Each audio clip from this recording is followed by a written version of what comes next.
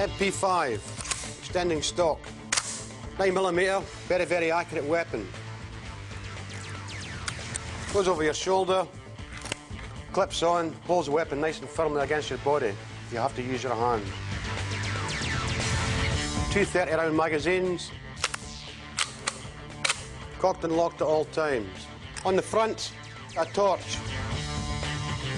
Where you point that torch is where your bullets is going to end up.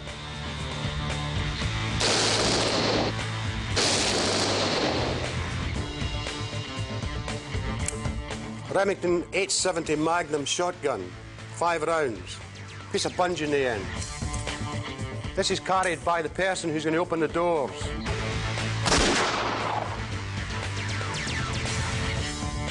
You'll wear it over the top of his body armour and his ops waistcoat on the piece of bungee so that it's nice and tight against the side of his body.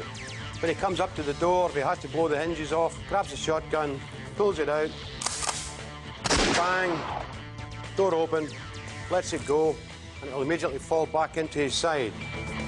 Specialist ammunition called Hatton shells are used with this weapon. But of course, there are slightly cruder ways of achieving the same thing. One of my favourite pieces of kit, once again for entry, door entries. Take this dynamic hammer, hold it, give it a good swing, right by the lock, and it will cave the door in.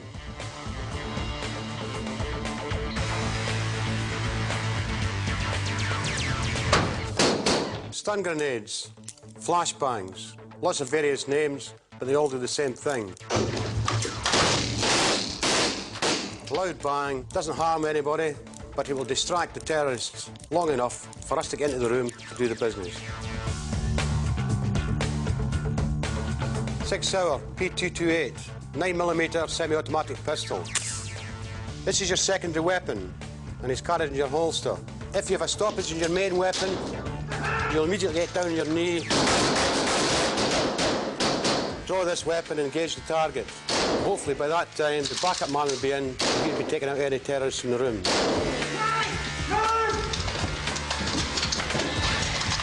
Okay, find the back, no back! Plastic cuffs. Plastic cuff everyone. Treat them all as hostile until you get them into the open where they can be ID'd.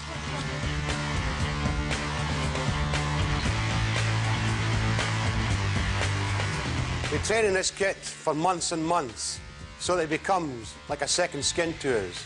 Another star secured!